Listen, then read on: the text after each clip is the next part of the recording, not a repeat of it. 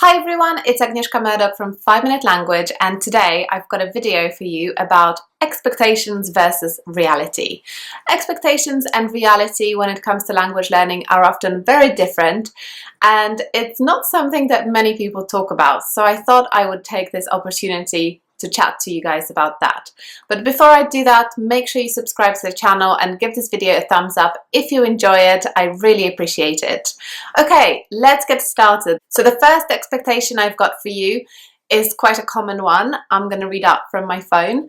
I've got a super ambitious schedule I'm going to stick to, and I'll be fluent in no time at all.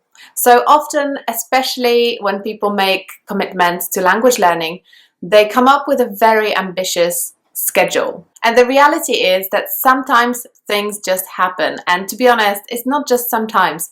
Things always happen, things always go wrong, and that affects your schedule. So when you set yourself a very, very ambitious goal and then you don't stick to it, it actually has the opposite effects to what you intended, because you tend to get demotivated when you fail. If you started with a smaller goal, you would be able to meet it and you would be less likely to fail. So my advice to you is that in reality, you should start small and then build up if you feel you're ready for it. The second expectation is this. I spent lots of money on books, and once I've read them all, I'm obviously going to be fluent, I'm going to be ready to speak. That's the expectation a lot of people have. They go to a bookshop, they see all these amazing books they want to get, and they get them, they spend a lot of money on them. I've done it myself, I'm sure you have as well.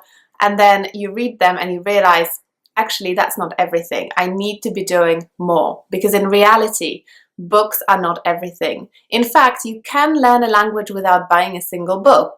You can do it in different ways. You can use an app, you can watch videos, you can watch stuff on YouTube, you can watch Netflix. You can simply buy a newspaper in the language you're learning and translate the vocabulary that you don't understand.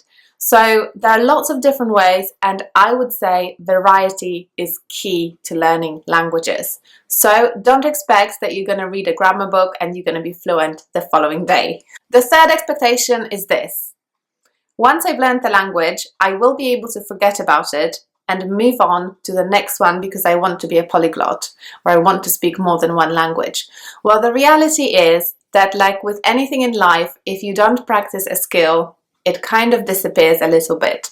So it's not like you learn French and then you kind of stop and move on to the next language, hoping that you will always be fluent in French.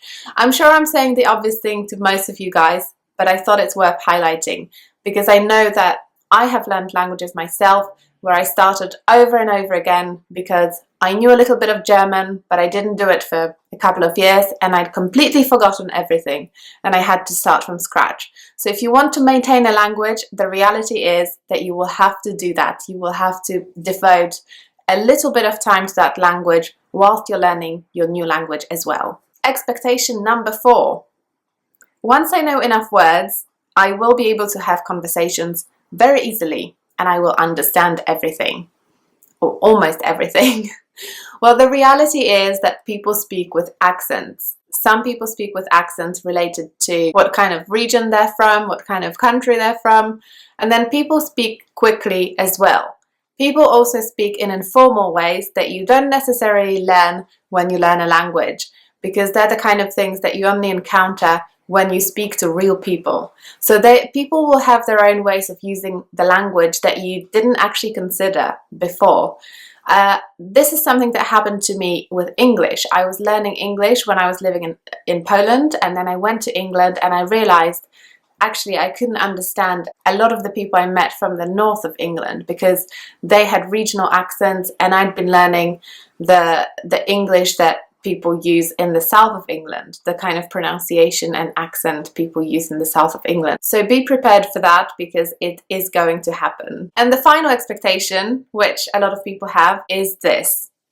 I've signed up for a course or hired a teacher, so I'll be fluent in no time.